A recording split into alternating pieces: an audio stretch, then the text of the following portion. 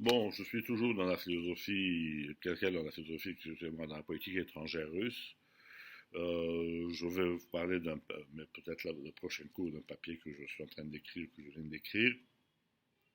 Mais là, je vais vous parler d'un truc qui peut vous intéresser, qui est la stratégie du chaos de Poutine. Et je reprends ça d'un article qui dit mes souvenirs sont bons est paru sur le site web dirigé par Fukuyama d'un truc qui s'appelle The American Interest.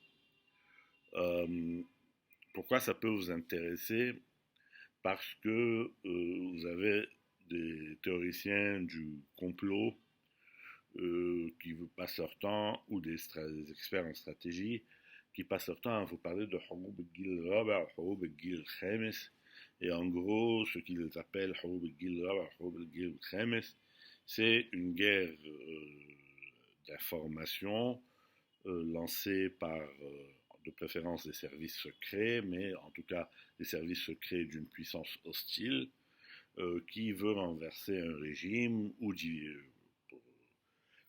diviser la société et qui donc le fait en diffusant des informations fausses, en faisant du tachnir, de la diffamation permanente.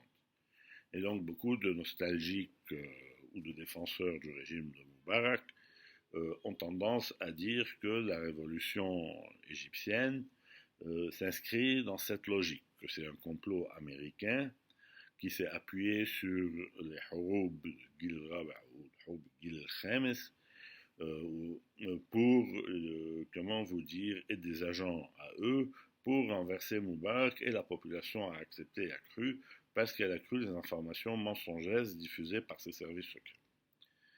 Ceux qui sympathisent avec la révolution vous diront qu'il n'y a rien.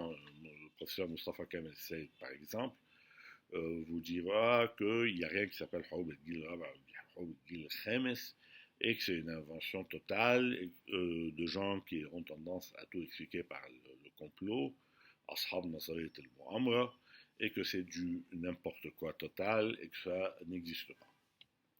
Alors, quelle est la vérité?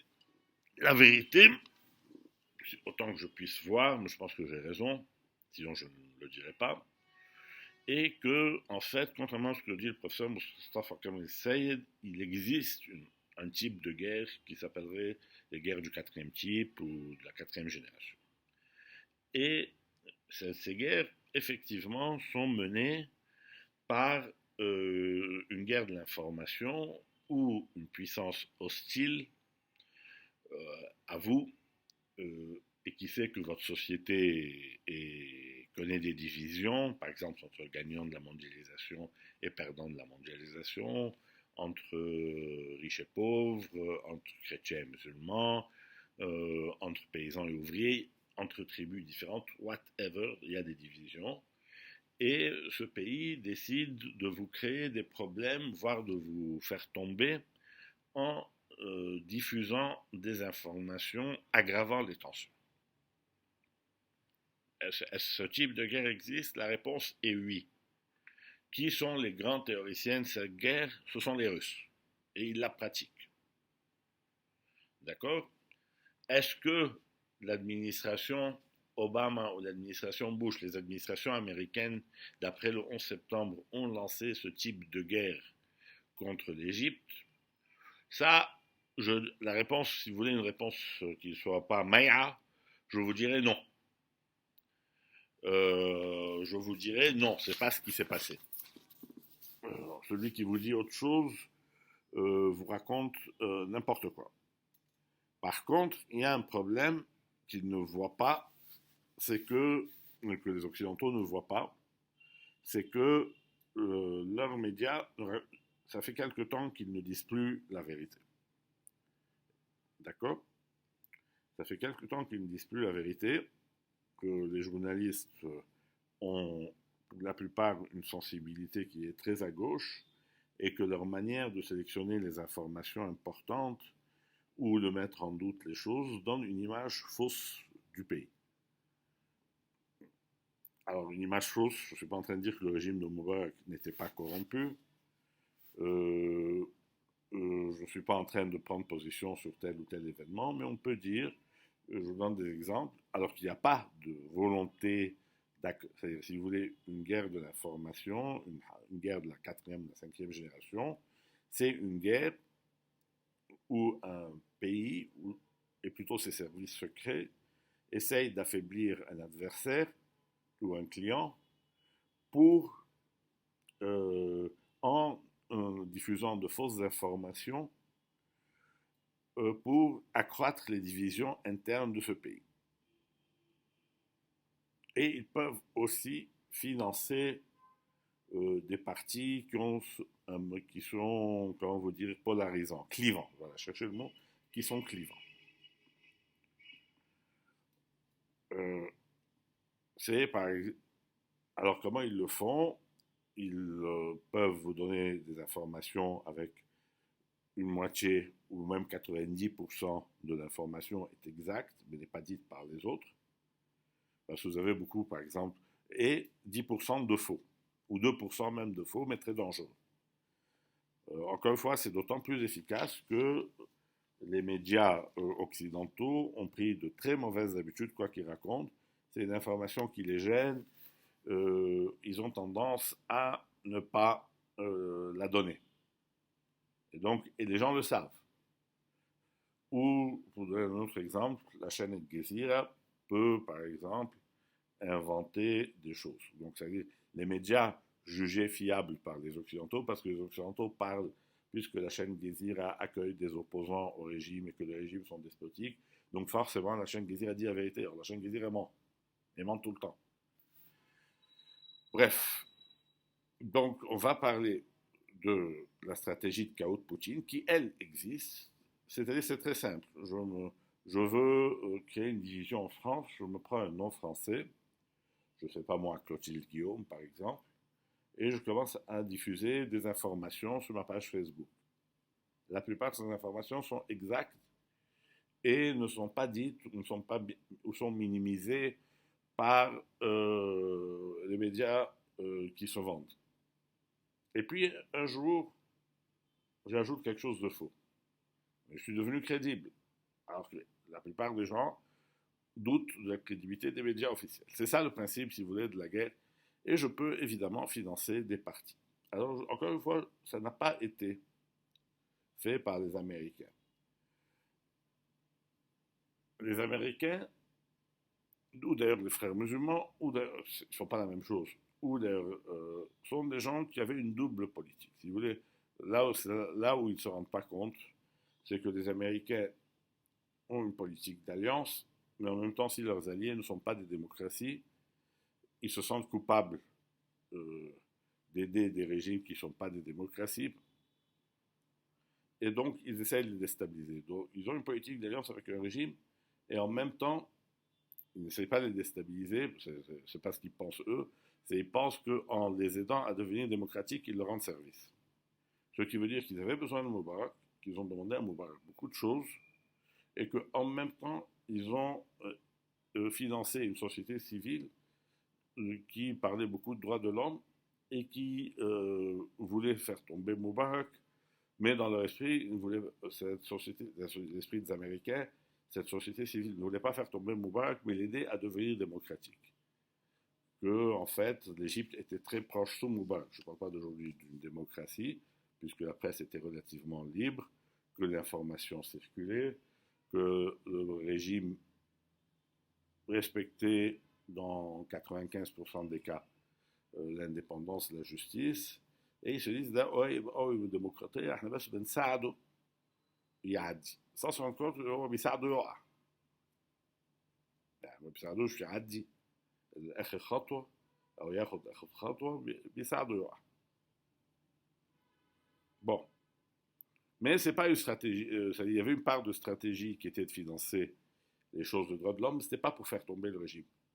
C'était pour l'aider à devenir démocrate. Et ils aidaient le régime. Tandis que chez Poutine, non, il y a une volonté systématique d'affaiblir les pays occidentaux. Poutine a peur. Il faut voir un peu la donne russe, on en a parlé. C'est un pays immense, peu peuplé par rapport à la superficie, C'est un pays qui a une très forte armée, mais elle est quand même moins forte. Historiquement, il a fonctionné en étant un pays ayant une très puissante armée et un pays pauvre, relativement pauvre, plus pauvre que l'Europe occidentale. Et l'un équilibrait l'autre, à peu près, j'exagère, mais l'un équilibrait l'autre. هو جيش قوي إنما الشعب فقير.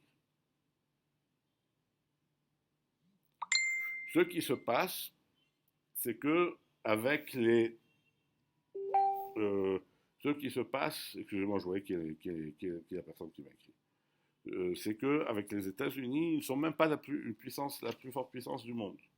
Et par contre, et le retard technologique s'accroît. Et en plus, ils avaient mis au point une formule qui était nous vendons du pétrole et du gaz, qui est un peu la formule saoudienne. Et avec le pétrole et le gaz, nous achetons de la technologie. Mais les Américains ne jouent pas le jeu. Les Américains sont fâchés, ils ont pris des sanctions. Donc, il ne peut pas arriver au niveau des Américains, d'une part. D'autre part, il a très peur, à tort probablement, que l'Union européenne réussisse, se réalise, et qu'il y ait face à lui un État fédéral européen comptant 500 millions de citoyens. Mais ils ont peur de cela. Et sa manière, c'est je ne peux pas me hisser au niveau de ces pays, technologiques, scientifiques et tout, je les affaiblis. ما اقدرش ابقى قوي زيهم اخليهم ضعيف زيي نسبيا يعني. Son truc, c'est de. Si vous voulez, la guerre de la 5e génération, c'est les stratégies mises au point par les Russes qu'ils utilisent contre les sociétés occidentales pour empêcher le projet de l'Union européenne qui, de toute façon, n'avait aucune chance de réussir. Ne me faites pas dire ce que je ne dis pas, et au contraire, il rend peut-être service au projet de l'Union européenne qui peut prétendre qu'il ne marche pas à cause des agissements russes. Mais donc, pour d'une part, augmenter la polarisation dans les sociétés occidentales entre, par exemple, gagnants de la mondialisation et perdants, entre populistes et libéraux, etc., etc. Et ils peuvent intervenir dans des élections, etc., avec une guerre de l'information qui est intelligemment menée, plus des financements des partis qui leur plaît. Ça, c'est l'idée centrale de pourquoi je vous parle aujourd'hui de la stratégie du chaos de M. Poutine. L'article, lui, qu'est-ce qu'il raconte? Il raconte que les Russes sont très nostalgiques de Yalta. Pour ceux qui ne savent pas c'est quoi Yalta, je réponds en disant que Yalta, c'est en 1945 un partage de l'Europe entre les États-Unis et l'Union des républiques socialistes soviétiques, l'ancêtre la Russie.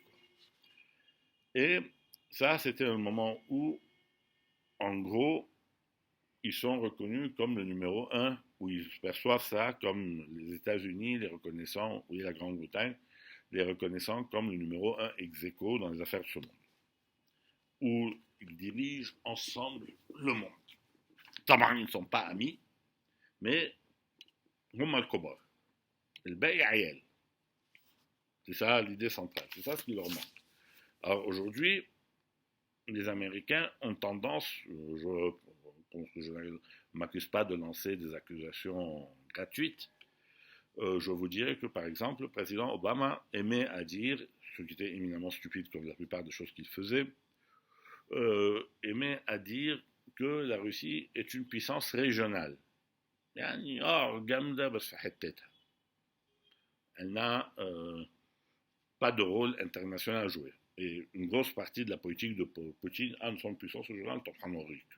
Non seulement on joue partout, mais on joue dans des endroits où d'habitude sont ta zone d'influence à toi. Yahmar. Je ne dis pas qu'ils ont raison non plus, mais en gros, il y a ça. Pour eux, Yalta, ils en parlent tout le temps, c'est la solution idéale pour les problèmes internationaux. Les deux grands, les trois grands, si on ajoute la Chine, se mettent d'accord entre eux.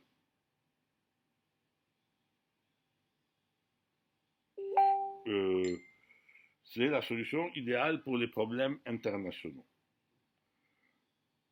On dit que les États-Unis sont un partenaire important, mais on ne les invite pas tout le temps. Parce que maintenant, la Russie, et c'est important, perçoit les États-Unis comme le principal facteur de désordre dans le monde.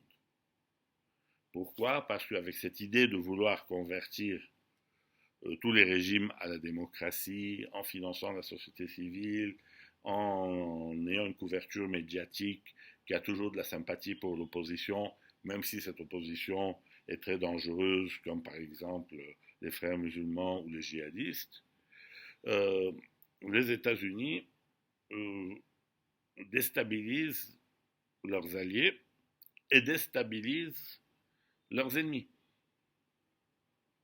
Et donc, il y a une double, euh, une sorte de schizophrénie entre eux qui aimeraient que les États-Unis règlent les affaires de ce monde avec eux et on ne donne pas la vie au petit peuple parce qu'ils ont trop de petites disputes qui peuvent créer des guerres mondiales. Finalement, la Première Guerre mondiale, c'est une dispute entre l'Autriche et la Serbie, hein, au début. Hein. Et d'autre part, ils ne veulent exclure un peu les Américains parce que les Américains sont devenus fous dans le reste. Le Kremlin, Poutine, donc, considère la Russie comme une très grande puissance et ils sont déçus et rancuniers qu'on ne les considère pas comme tels. Ils pensent que le système international les traite mal. Alors celui qui a écrit l'article pense que les Russes sont fous. Mais si vous y pensez, prenez le Conseil de sécurité et vous verrez qu'effectivement, la structure du Conseil de sécurité favorise très lourdement les États-Unis et défavorise je suis bête, défavorise la Russie. Vous avez 3 pays occidentaux sur les 5 membres permanents. Vous avez 2 pays d'Europe occidentale à part les 2 membres permanents. Ça fait déjà qu'il y a 4 pays européens de l'Ouest. Et vous n'êtes pas sûr d'ailleurs que les pays d'Europe de l'Est soient pro-russes. Vous avez, je crois, 2 pays d'Amérique latine. Au moins un des 2 sera pro-américain, voire les 2. Etc., etc. C'est-à-dire que fondamentalement, le système international les traite mal. Le nouvel ordre, plus ou moins défini tel que le définissent les Américains, a imposé des normes que les Russes n'aiment pas. Alors, quelles sont ces normes? Maïr, Kawad, droits de l'homme, démocratie, état de droit, et pour les Russes, tout ça, que les Américains et les Européens se réservent le droit de se mêler des affaires intérieures d'autrui. C'est-à-dire qu'ils agressent la souveraineté des pays. Ils ont des prétextes pour intervenir dans les affaires intérieures des autres et ils mettent en danger la survie des régimes. Dans leur esprit, ils ne prennent pas arabe, c'est la faute des Américains et des Européens qui ont passé leur temps à recevoir des frères musulmans, à dire des gentillesses aux frères musulmans, etc., etc., etc. La révolution, plus directement, les révolutions qui ont abouti à des chutes du régime en Géorgie. Pourquoi plus directement? Parce que, vous voyez, bon, maintenant, ce sont des pays frontaliers. Ou en Ukraine, c'est des agissements américains. Et il y a un élément de vérité. Après que les Américains le voulaient la chute ou pas, non. C'est vrai qu'ils financent la société civile, c'est vrai qu'ils payent les droits de l'homme, c'est vrai qu'ils disent du mal des régimes en place, surtout s'ils sont pro-russes.